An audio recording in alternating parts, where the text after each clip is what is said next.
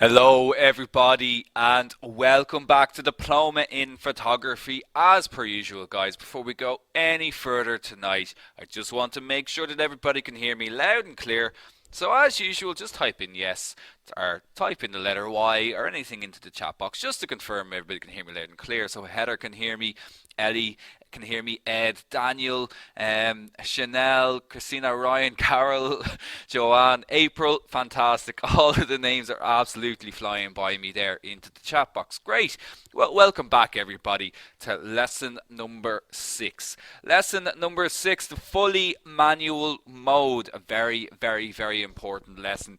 Perhaps the key lesson on the course for the majority of students. This is the lesson where we will take full control, where we're going to move away from our automatic, from our semi-automatic modes, and we're going to put all of the information that we've looked at so far throughout this course together. We'll take full control and we'll have total control over the types of photographs that we want to take, full creative control and also technical control as well. So very, very important. Now, so you're here with myself, William Eames, as always, and as usual we have the team here as well helping me out, answering all the questions that I don't get a chance to answer throughout the lesson. Now, we do have a lot to cover tonight, so let's get right into it. So we are going to be having a look at our manual mode. First of all, what is manual mode? We're going to have a look at the relationship of shutter speeds to each other, the relationship of apertures to each other. Then we're going to start to begin to shoot in fully manual mode. We'll also talk about light metering in manual mode, adjusting shutter speeds and apertures. And then later on in the lesson, we'll have a look at ISO. Liz, I can see you're saying you're going for the advanced. Fred, you also have a question on completing the course as well. We'll answer all of these questions at the end of the course. Okay, so we will be having a look at all of this at the end of the lesson. So it is a tricky enough lesson tonight, so we would like you to pay attention, and we'll come to all of these questions at the end of the lesson. But of course, our team will help to answer those as well throughout the lesson too.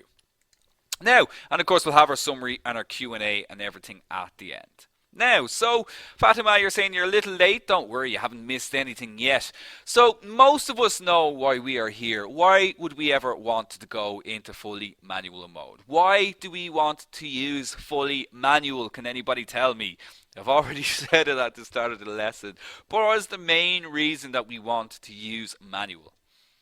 Exactly, and Mario, you're in there straight away, and April as well. Fantastic. And Ben and Monique.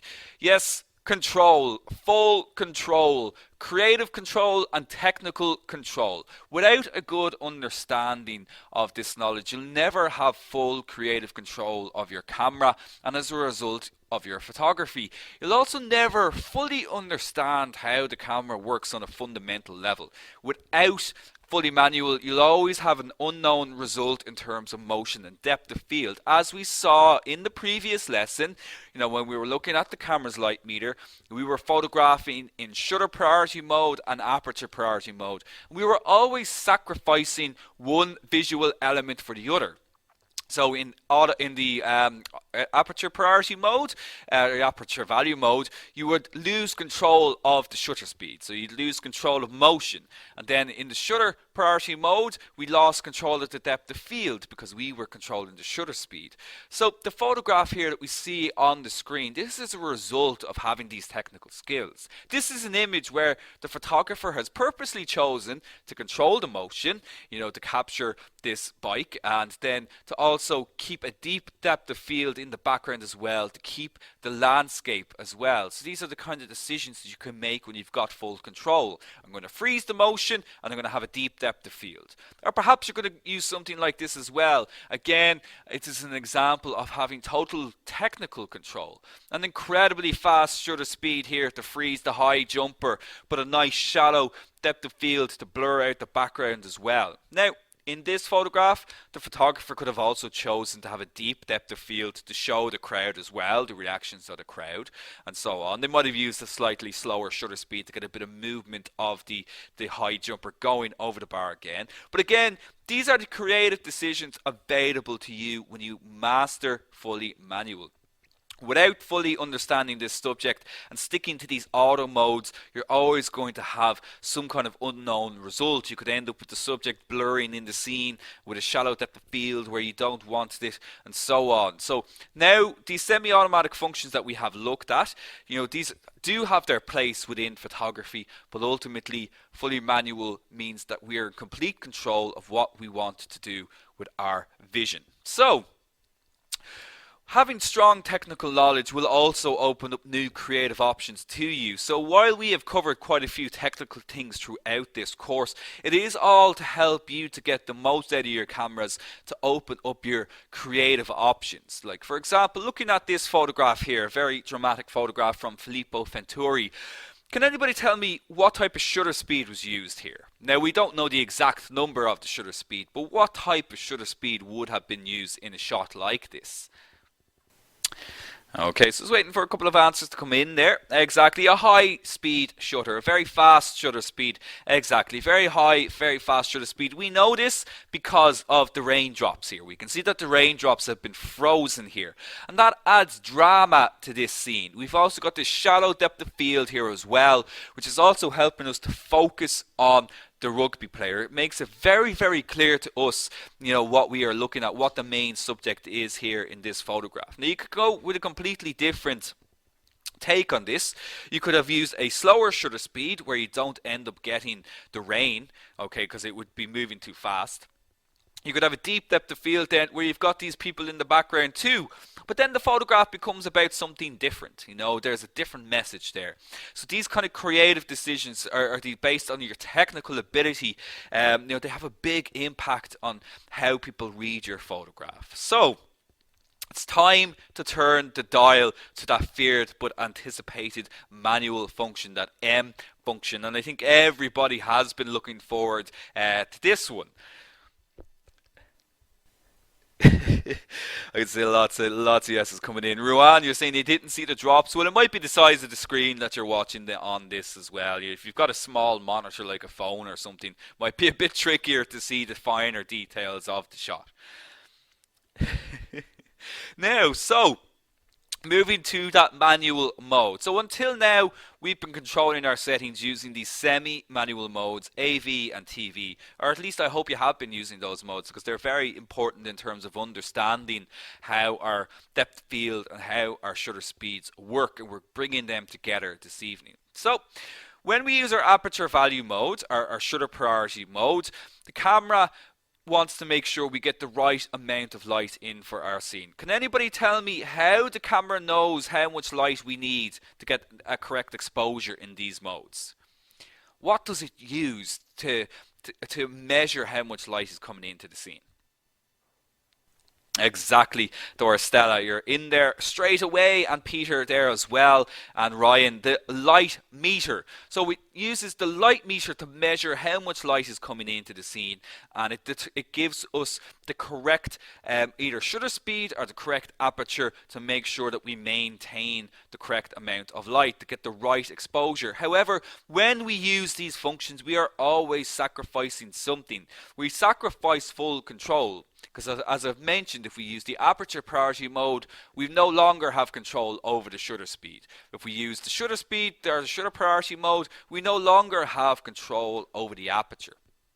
So we need to take full control by going to fully manual. Okay, now fully manual mode does come at a price because you have to know your technical stuff. But by the way, you've all been keeping up with the content of this course, I don't think this is going to be an issue for you at all. So what do you need to do, first of all, to use fully manual mode? Well, the first thing you need to do is to do your own light meter readings, or at least understand what the light meter is saying to you. So if you didn't get a chance to see the previous lesson, lesson 5, I strongly recommend you go over that lesson after we've completed this lesson, because we look at how the light meter works, because that's the very first step that you need to take, is to understand what the light meter is telling you, whether you've got too much light coming into the scene or too little light coming into the scene, and you make your adjustments based on that. Okay, so for those of you who were on lesson 5, do we feel comfortable with the light meter? Do we feel quite confident in what the light meter would be telling us? Excellent. Good, good, brilliant. Because it's the most basic step, but we make all of our choices based on what that is telling us. Okay? Then there are some fundamental things that we need to know about the relationship of shutter speeds and also the relationship of different apertures to each other and understand what happens when we change them. Now, before we look at that, I want to quickly recap on the concept of stops of light again. So if you didn't get a chance to see the last lesson, I'll quickly recap on this idea of stops of light that we had a look at on the previous lesson. So a stop in photography refers to a measurement of light. We also refer to it as exposure values as well. Okay, a stop refers to a measure of light, and a stop is either doubling or halving the amount of light in your scene. Okay, so anytime you double the amount of light getting to the camera sensor, you increase it by one stop. Okay, so if I had a photograph that was slightly underexposed, I might add a stop of light to it, and that will double the amount of light coming into the scene. Perhaps it goes the other way. Anytime you have the amount of light getting to the camera sensor, you decrease the light by one stop. Is everybody on board with that from the previous lesson? Because we are going to see it again and how it relates to our apertures and our shutter speeds. Excellent, excellent. So here are our common shutter speeds. Now we looked at shutter speeds all the way back in lesson 3. Okay, so these are the common shutter speeds, and hopefully you're a little bit more familiar with these now if you've been using that shutter priority mode. Now remember, the smaller the number, the slower the shutter speed is, or vice versa. The larger the number, the faster the shutter opens and closes. Now, we also know that the faster the shutter speed, the more we freeze motion in our photographs, and the slower the shutter speed, the more motion will blur or streak through our scene. Now, back in lesson 3, I also said that the numbers we are seeing are standard shutter speeds, are common shutter speeds, and these are the ones that we need to concentrate on until we get our heads around them properly. And the reason we want to look at these specific shutter speeds is that they have a very specific relationship to each other. And this is where stops come back into play. Each one of these numbers is a one stop difference from the other. Okay, so each one of these numbers, they have a one stop difference from each other. Well, what do I mean by this? Well, each shutter speed either lets in double or half the amount of light before it, than the number before it. Okay, so let's look at this a little bit more in detail. Let's say I have a certain amount of light reacting to the camera sensor when using the shutter speed of 500 of a second. So I'm shooting at 500 of a second. Now, say I go to 250th of a second. Now, because the shutter is now open for twice the length of time, double the amount of light is now getting to the camera sensor. So can anybody tell me what we call it when double the amount of light is coming into the camera? So I've gone from 500 of a second, I've made the shutter speed slower to 250 of a second. There's now double the amount of light coming in because the shutter is open for twice the length of time. Exactly, it's plus a stop, it's one stop. So the relationship between each of these shutter speeds is one stop of light. Lots and lots and lots of correct answers coming in there. They are all one stop apart. So what if we change our shutter speeds from 500 of a second to 1000 of a second? Okay, now the shutter is only open for half the length of time. So it's only open for half the length of time, meaning that the amount of light getting into the camera has now been cut in half. So the amount of light has now been reduced by how much? Just waiting for a few answers to come in there. Exactly, Timothy in there straight away again. Minus a stop. So minus a stop. So anytime you increase the shutter speed or you decrease the shutter speed, you're either letting in one stop more of light or minus a stop less of light as well. So each one of these shutter speeds is one stop apart. So the relationship between all of these is one stop. This means anytime you change the shutter speed to a faster one, you are decreasing the amount of light by half or by one stop. And anytime you make the shutter speed slower, you are allowing light in for twice as long or increasing the light by one stop. Now that is based on the numbers you are seeing on screen. These are the standard shutter speeds. Now on your own cameras you might see there's these two other numbers in between each of these shutter speeds shown. These are 1/3 of a stop. These are for smaller increments, okay? If you want an extra little bit of light or if you want to reduce the light by a smaller amount. But for the moment I just want you to focus on these main numbers because they are each a stop apart and it's a little bit easier to understand it when we move in full stops for the moment. Does everybody understand that for the moment? We'll have a look at some visual examples of this now. We'll put you to the test.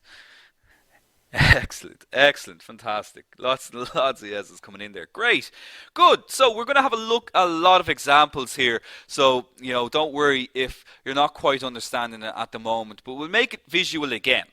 So we saw this guy, we saw this wall back in the previous lesson. We're back to the wall and we're looking at this photograph and we can see it's the correct exposure. But before I even took this photograph, how could I know whether or not this is going to be the correct exposure?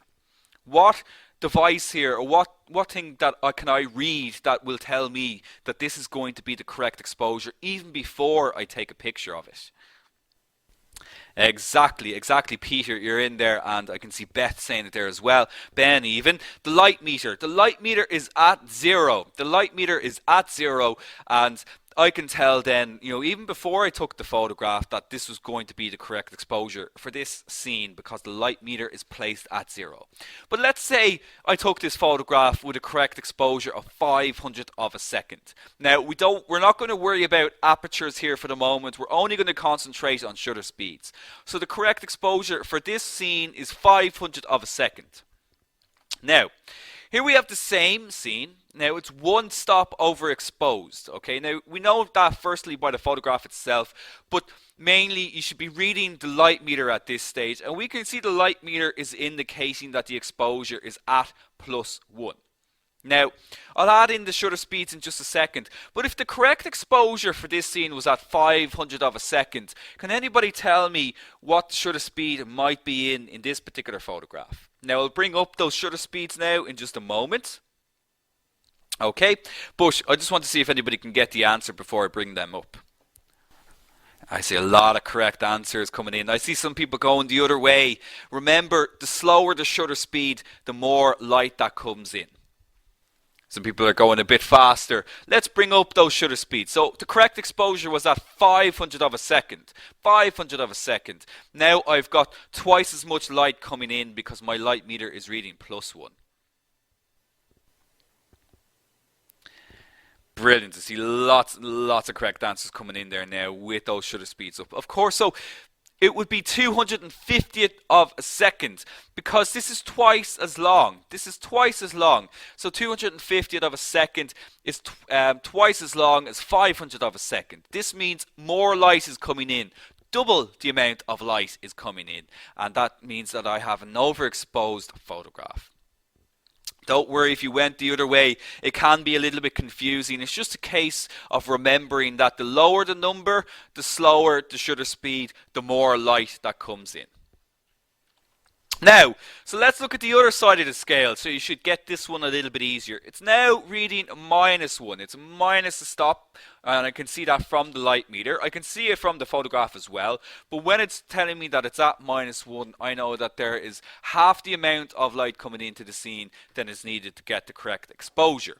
So, knowing that the original exposure is at 500th of a second, can anybody tell me what the shutter speed is in this particular photograph? It's 2 stops less than the previous photograph, Sharat, yes, but I would like if you could get the actual shutter speed in this case.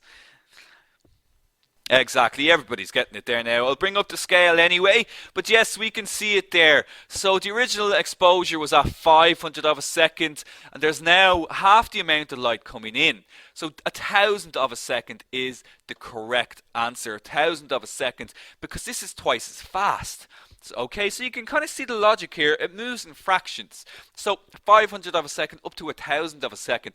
1,000th of a second is incredibly fast. So this means that there is less light coming in for the duration of this exposure, meaning that it is underexposed. It's underexposed. Excellent, excellent, good, good. So we're going to do a lot more of these examples as well. So don't worry, we've still got a lot of these to have a look at tonight. But before we bring them together, let's have a look at this in relation to our apertures, our f-stops. So just to quickly recap, apertures are expressed as f-numbers or f-stops. F-numbers are f-stops, okay? Each lens will have a certain range of standard aperture sizes. So in other words, not all lenses are created equally, unfortunately. Some lenses will have more apertures available to them than other apertures. It really depends on your own lens. You will have to check it out to see what is the aperture range that is available to you. Now let's bring up our apertures here. So here we have an illustration of the common apertures of the f-stops or f-numbers, and you can see they're all expressed with an f in front of them. Now we've already learned that the smaller the number or the f-stop, the larger the aperture hole size is. Now it is important to get this down because I think apertures can be a little bit trickier to understand than shutter speeds. The smaller the number, the more light that comes in. The higher the number, the less light that comes in.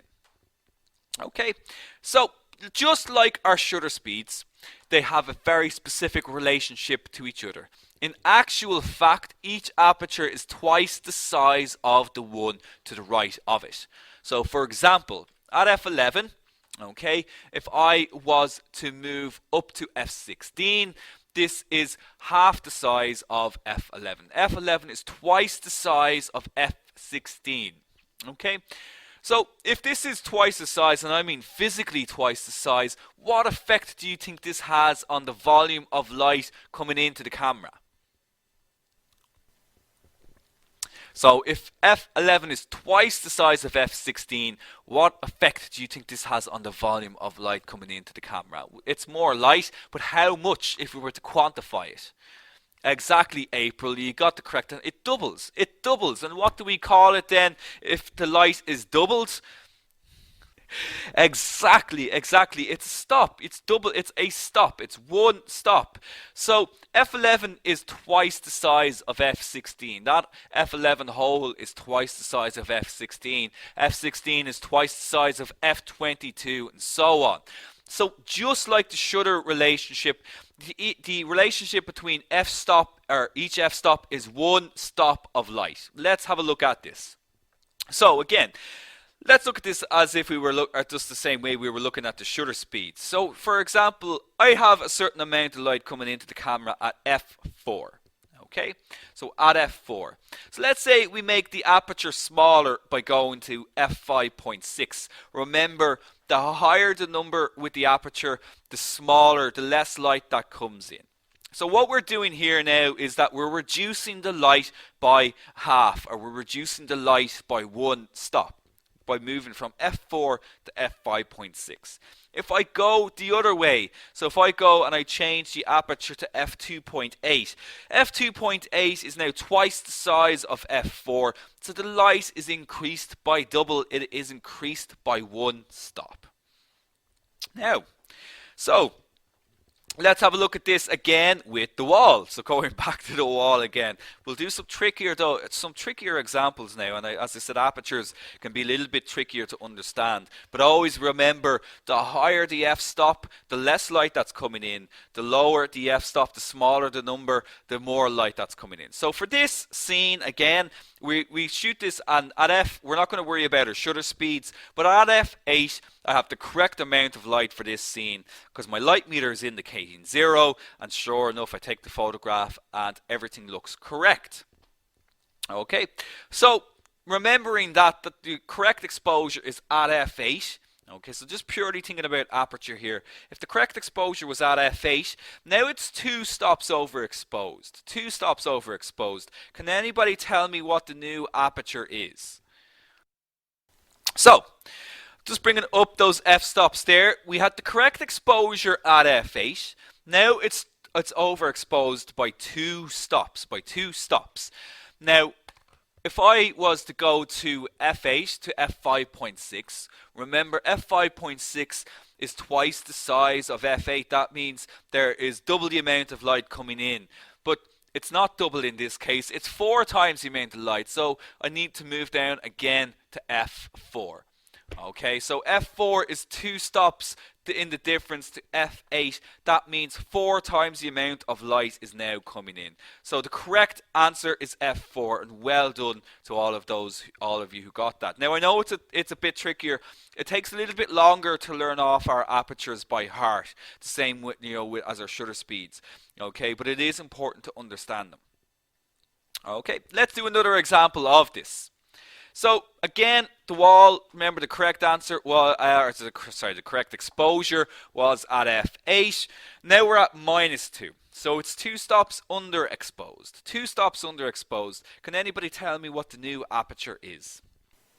Excellent, excellent. So bringing up the f-stops, our correct exposure was F8. It's now 4 times less light coming in. 4 times less light coming in.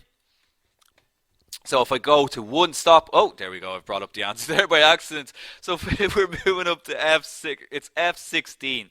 So at F16, the hole is much smaller. Remember, the higher the number, the smaller the actual aperture opening. That means less light is coming in. So in this particular scene, from F8 was the correct exposure. If I move to F11, it's going to be underexposed by 1 stop.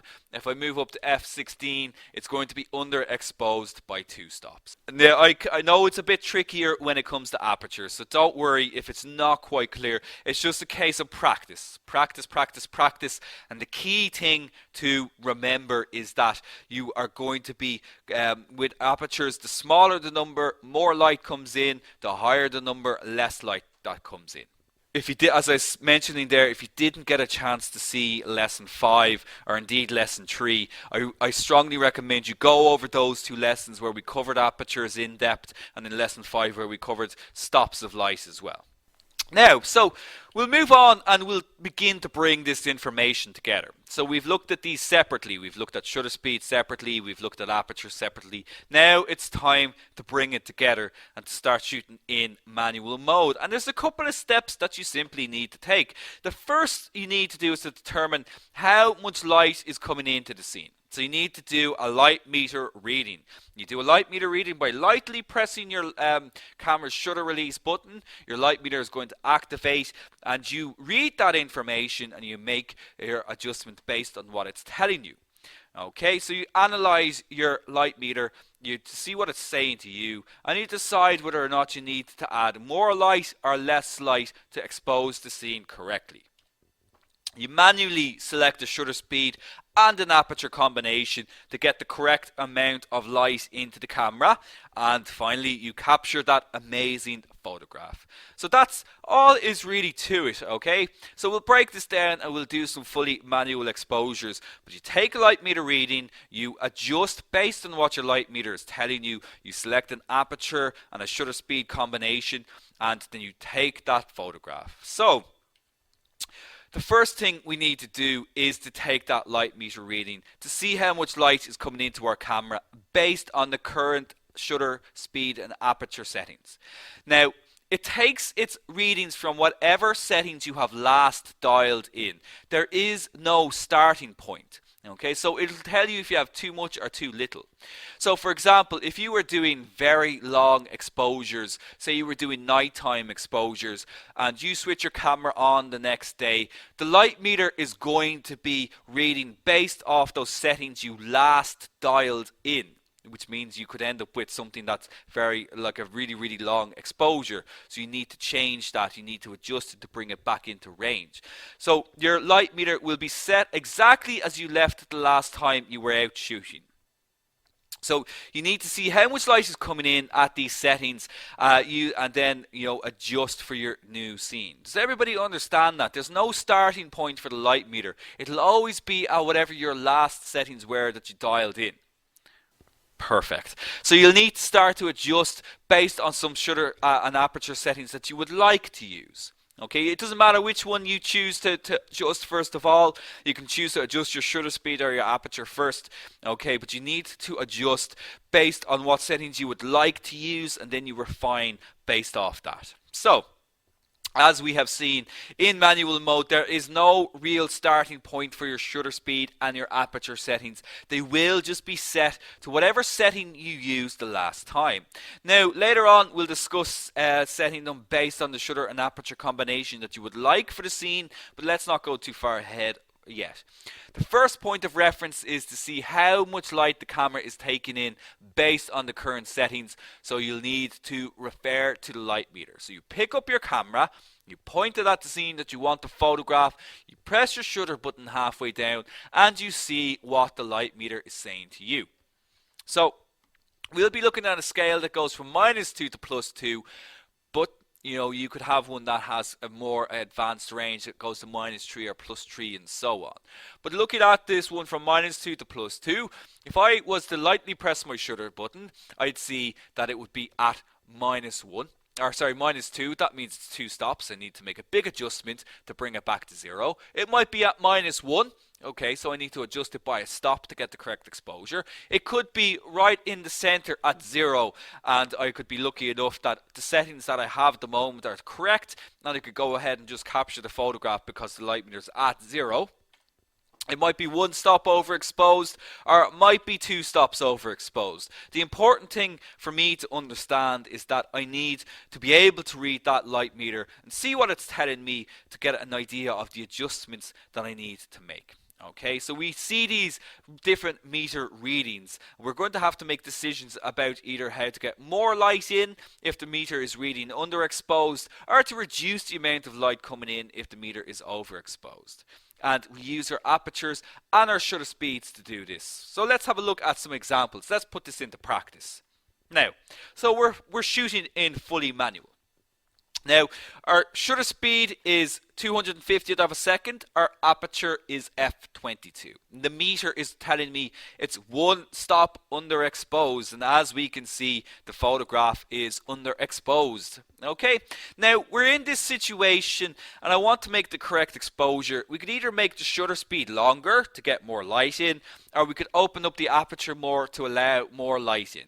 Now, in this case, we're going to adjust the shutter speed, and this is purely because we want to maintain that full depth of field that we are getting from that f22 aperture. So can anybody tell me what would be the new shutter speed in this particular situation? Michael's in there straight away. Now, you could adjust your aperture here if you wanted to, but looking at this scene, I make the decision to change the shutter speed because I want to maintain my depth of field. Everybody's getting the correct answer there. I'll bring up the scale just in case you're still not sure, but I could see loads and loads of correct answers coming in. Fantastic. Some people still going a little bit faster. Jackie, why would you choose f22? Because f22 will give me a deep depth of field. So you might want to go back and check out lesson 3, Jackie, when we talked about how aperture controls depth of field. Excellent. So loads and loads of correct answers coming in there. It looks like you are all getting this. So in order to get our light meter back to 0, back to the center, we need to increase the amount of light coming into the camera by 1 stop. And we do this by adjusting the shutter by 1 stop, allowing double the amount of light to come into the camera. So the new setting is 125th of a second at f22.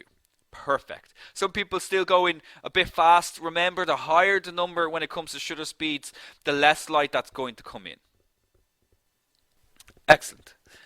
Now, let's do another example of this. Okay, so again, photographing in fully manual mode. Again, we do our meter reading, and I can see that it's 2 stops overexposed based on what the light meter is telling me. Now, again, in this case, we're going to adjust the shutter, and this again is purely just because we want to maintain the full depth of field here. Okay, so we want to maintain the full depth of field. Now, you could actually change the aperture to f22 in this particular case, but let's keep it simple. We're at a 15th of a second. That's a bit slow in terms of an exposure like this. You're risking getting camera shake in this particular situation. So we're going to just change the shutter speed, and I can see a lot of correct answers coming in there already, but I'll bring up the scale just in case. So I'm at a 15th of a second, and I need to reduce the light by 2 stops. Excellent, excellent. Krishna, you're saying a 30th of a second. Well, that's 1 stop, so you need to go again. Brilliant, brilliant. Loads of correct answers coming in there. Great to see it. Looks like you're really understanding this. So now, my new settings to get the light meter back to zero is a 60th of a second. And now I'm not risking really getting camera shake at a 60th of a second, okay? If I can keep myself nice and steady, a far less chance of getting camera shake at 60th of a second. And now the exposure is also correct as well. Perfect. Now let's have a look at this in terms of our apertures and our shutter speeds together. So here we have an exposure. As you can see, it's 2 stops underexposed based on what my light meter is telling me. It's at -2. So I need to add 2 stops of light to this scene. Now I'm at 125th of a second. I don't want to risk getting any camera shake by increasing that or making that shutter speed slower. So we'll change the aperture. So at f16, there's too little light coming into this. So what would be my new f-stop? Okay, good, Darstella, you're spot on. So Chantel, let's bring up the apertures, the f-stops, to make it a little bit easier. So at f16, too little light coming in. So I need to let in 2 stops more light. What's my new aperture reading going to be? Hands, you're in there. You're absolutely correct. Spot on. Monique as well. Excellent. Good. It's going to be f8. So to get the correct amount of light in, I need to open up that aperture very wide to let double the amount of light in and double the amount of light in again. Because it's 2 stops underexposed, I need to let in 4 times the amount of light. So I move to f8 from f16. Perfect. Now let's do another example of this. And again, we've got an overexposed photograph in this particular case. Not too overexposed. It's overexposed by 1 stop. I can see that on my light meter. It's at +1. Okay, again, I've got a shutter speed of 125th of a second. Now, I could adjust my shutter speed in this particular instance if I'd like. I could make my shutter speed faster to bring the light meter to 0. But I'd like to get the correct exposure, but I'd also like to bring the gentleman behind this lady into focus as well. What is going to be my new aperture reading? Excellent, excellent. Let's just bring up the f-stops again. I can see so many correct answers coming in. It's great to see this, but I just bring this up to make it a little bit easier. So at f2.8, I have a very shallow depth of field, but I also have an overexposed photograph. I want to bring the gentleman into focus, but and I also want to get my exposure correct. So I change my aperture and I change it to f4, and as you can see, that increases the depth of field. That increases the depth of field, but it also gives me the correct exposure now because my light meter is now at 0. Is everybody understanding this? Does this make sense? Can you see these kind of decisions that you need to make? So it's decisions about your exposure, but it's also decisions about what you want to achieve in the photograph. You need to read your light meter, but you also need to think about what it is you're trying to capture as well. So you're going to make a decision as to whether you change your aperture or your shutter speed, or perhaps both of them together.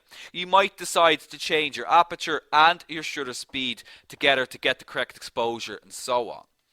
And that is 90% of manual mode. 90% of manual mode is what is based on our apertures and our shutter speeds. When you are making any adjustments, you need to look at these 2 mechanisms first. But what happens in situations where I need to maintain my aperture and my shutter speed?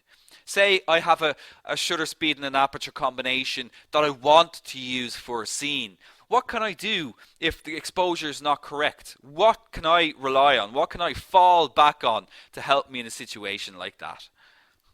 Can anybody tell me if I need to maintain my settings and I'm not getting enough light into the scene? Exactly, and this is one I know lots and lots of people have been waiting for, and it's ISO. ISO.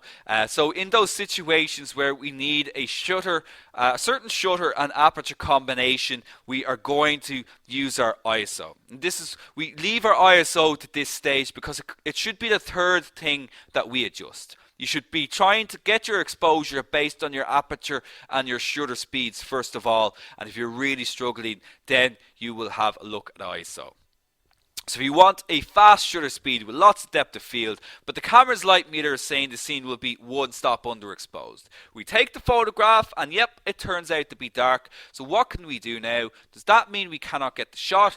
And of course the answer is no. Luckily the camera has a third function for controlling exposure, and that is ISO.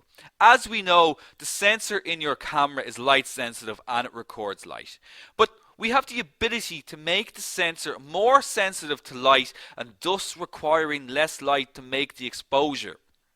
ISO is essentially a function that turns up the sensitivity of your sensor so you can make exposures with less light. So you can make exposures with less light. Let's have a look at this in a few more examples. Now, before we get to that stage, I just want to tackle this because I always get asked this question. So what does ISO mean? What does it stand for? Well, ISO is not an abbreviation. It is actually a word derived from a Greek word called isos, which means to equal. Okay, so the ISO is, it's the IOS, the International Organization of Standards. And these come up with all these different numbers for these different standards, you know, not just related to photography, but things like cars and so on as well. They actually have ISO numbers and that. But ISO actually means ISO. It's a word, but a lot of people will use the abbreviation ISO instead. It's just something that I think just happened, you know, over the years. People have just got used to saying it. But there you go. There's a bit of trivia for you. Always, students ask me, what does ISO stand for? It's actually a word. Okay, so there's a bit of trivia there for you. Now, Ed, you're saying, I recall the days when ISO was ASA. Well, ASA is American Standards Association. You know, so they were the American version of this, but they all just came together and became the International Organization of Standards. It used to be DIN, DIN in Russia and so on as well. But it's all ISO now. It's all standardized across the entire world. Now, so it's not so much that we need to understand what ISO means, but more what it actually does. So, like our shutters and our apertures, ISO is set on a standard set of numbers that appear on all cameras with this function. Okay, so stops come back into play there. Okay, so each ISO is one stop apart. So 100 is the standard or the default setting for ISO for the majority of cameras. The overwhelming majority of cameras, 100 ISO would generally be the default setting for the sensitivity of the sensor. All other numbers are turning up the sensitivity. So each ISO is one stop apart. In other words, if you increase the ISO, you increase the camera's sensitivity to light by one stop, or you double its sensitivity to light. Let's have a look at some examples. So here we've got a photograph where we want a very fast shutter speed, a shutter speed of 500 of a second to freeze the subject in motion. But we also want to maintain a really deep aperture. So we use f22 to get a deep depth of field to get all of that stunning landscape detail in the background. Now we meter for the scene and the camera's light meter is telling us that it's one stop underexposed. So what can we do? We need to maintain our shutter and our aperture speed settings. So I can change my ISO. Can anybody tell me what the new ISO setting will be? Remember, each is a stop apart. So if my light meter is reading -1, I need to double the amount of light coming in. I need to move one stop. Exactly, everybody's getting it there. Fantastic.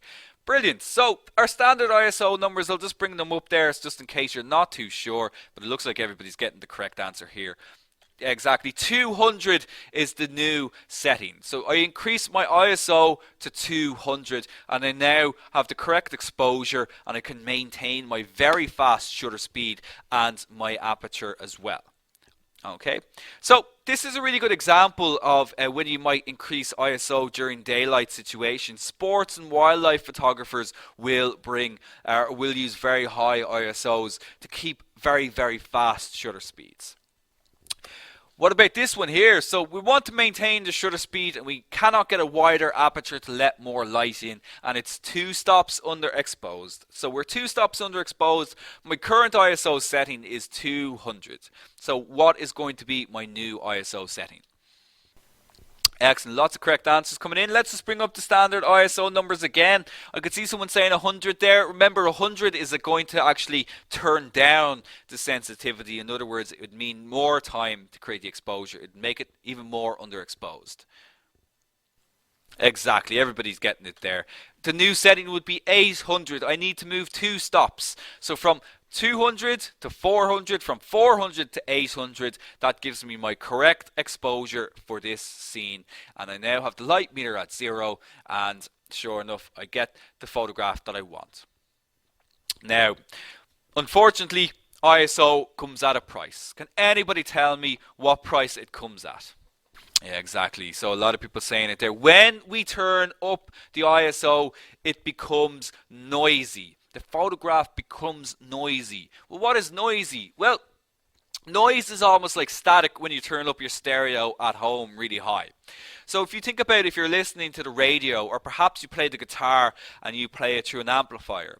So when you turn up the sound, obviously it makes it a lot easier to hear. The sound gets louder. But if you turn it up very, very high, the sound becomes distorted. It starts getting, distorted and crunchy and noisy. This is the exact same as within our cameras. When you turn up the ISO very, very high, it begins to look noisy. And this can be particularly bad in the shadow or the dark areas of your photographs. And you can see this effect on the photograph on screen.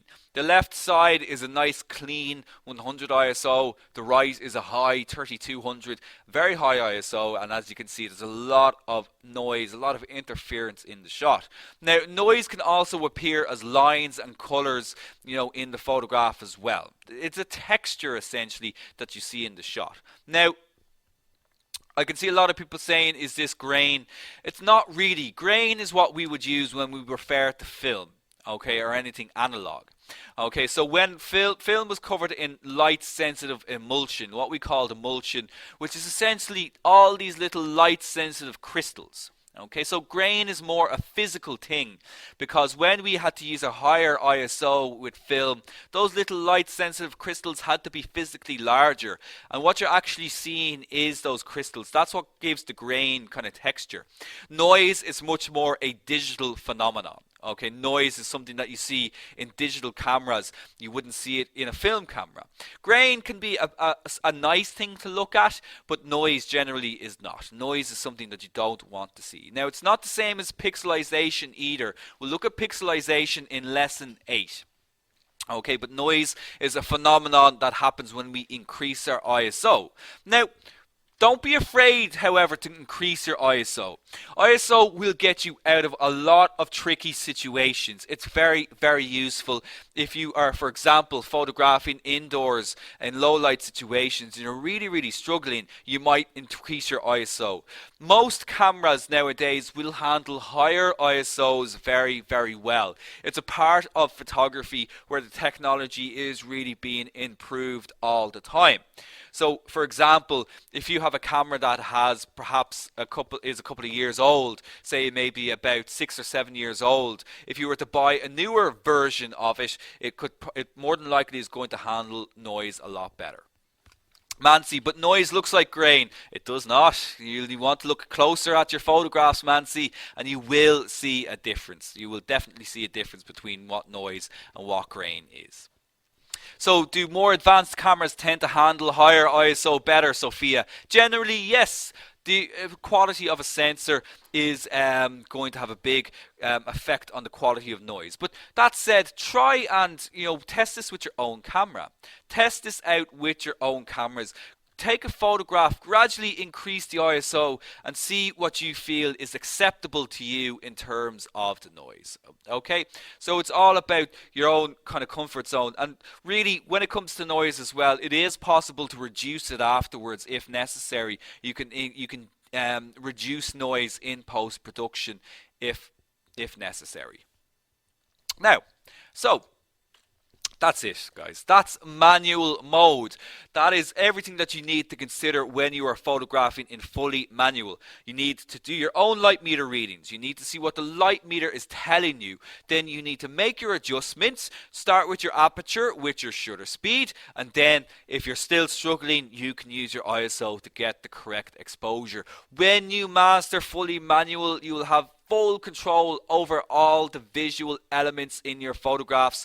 You'll be able to make critical decisions about how motion, how depth of field is captured, whether you need to increase your ISO if you're really struggling as well. You can make creative decisions about all aspects of your photography, and that is manual. So that's everything that we've had to cover tonight. Now do hang on, because we'll have our Q&A as usual, and I know you've got lots and lots of questions, but there's just a little bit to discuss with you as well before we finish up this evening. But just to summarise, we went to fully manual. We started using our aperture and our shutter together in fully manual mode, and we finally demystified ISO as well. Okay, so congratulations, you've completed lesson 6. Just 2 more lessons to go. So just 2 more lessons left to go.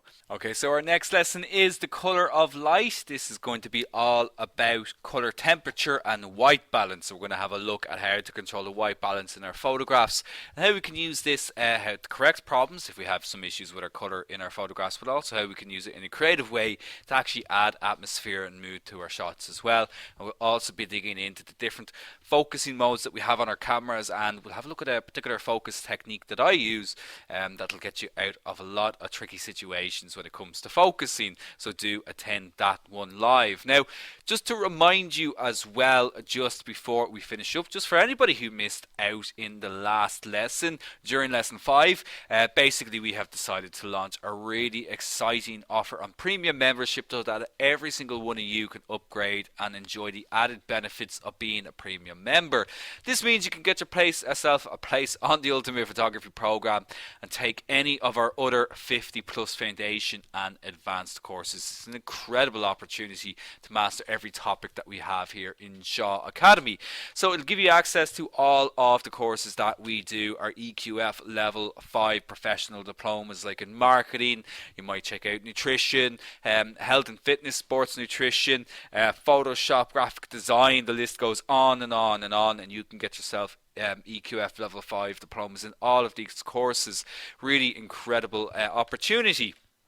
So I got a lot of questions about this, a lot of emails about this in the last lesson as well, so I just want to clarify this.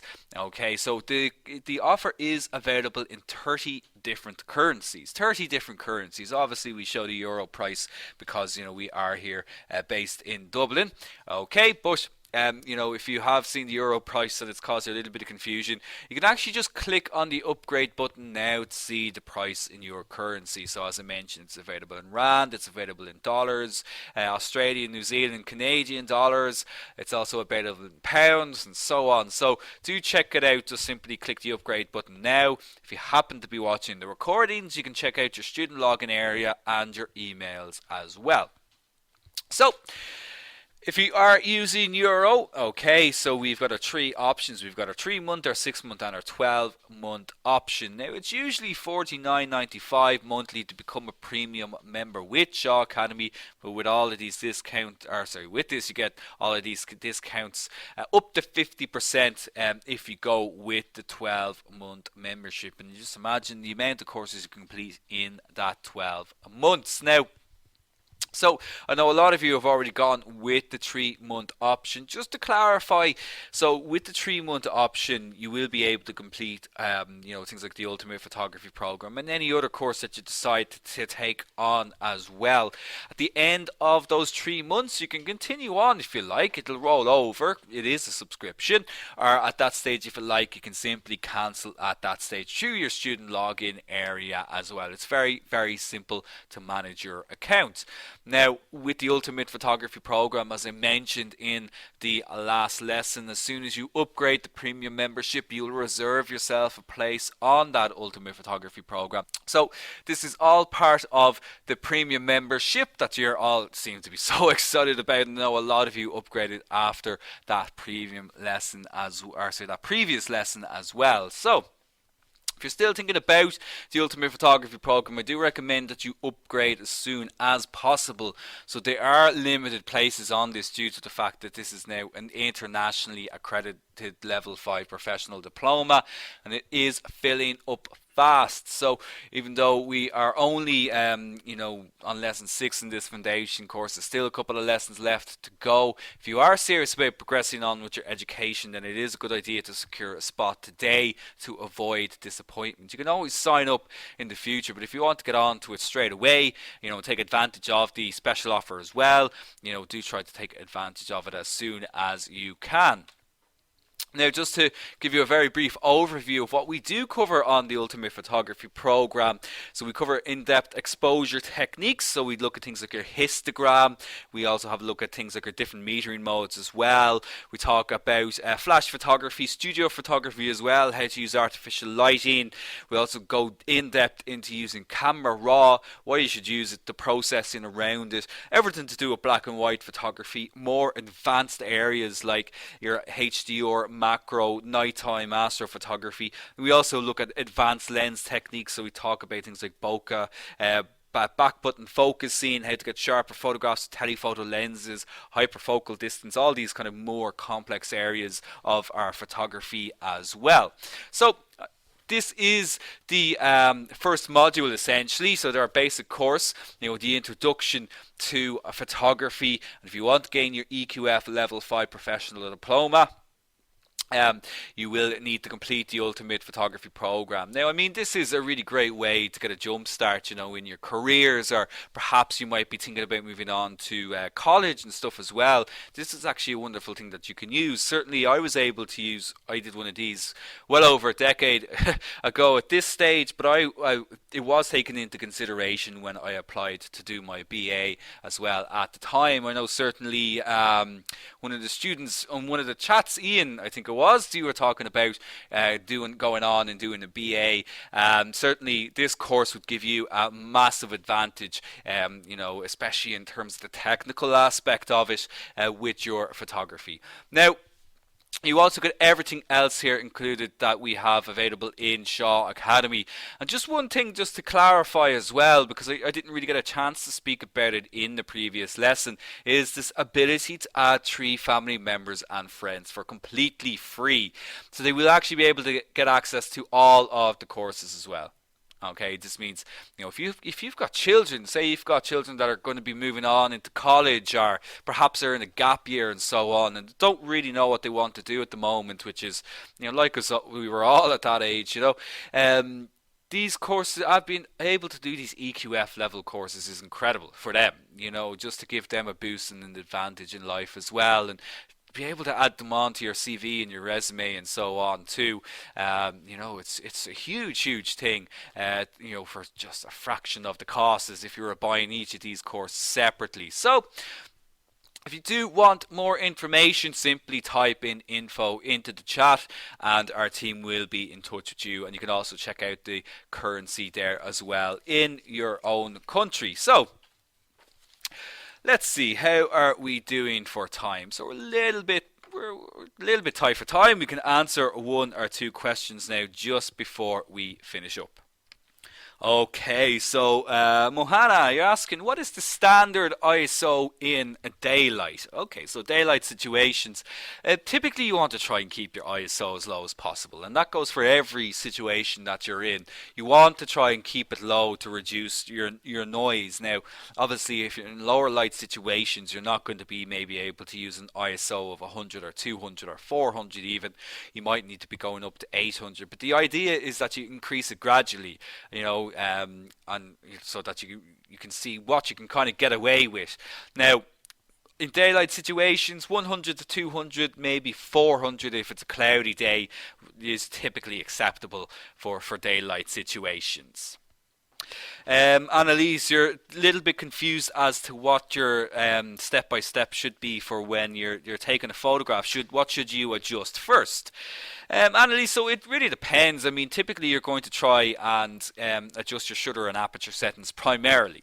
Okay, so you're going to look at the scene, you're going to decide, do I need to change my shutter speed or my aperture? Do I want to capture the motion? Do I want to blur it, or do I want to adapt? What kind of depth of field do I want? So you need to make these kind of decisions first, and that's going to influence what you change first, Annalise. And then you might change your ISO as needed there as well. But this all comes with practice, and all comes from just reading and understanding the light. Okay, so it'll all come in time, Annalise. Okay. Okay, so we're out of time, so I'm gonna have to finish up there. So if there's anything that we haven't had a chance to answer for you this evening, okay, because I still see a lot of questions coming in, but you can just simply reach out to us at photography@shawacademy.com. So we're back now for lesson 7, which, as I said, is all about the colour of light and our different focusing techniques. So I'll see you all back next week for that lesson. Thank you so much for joining me, and I'll talk to you all again very soon. Bye bye.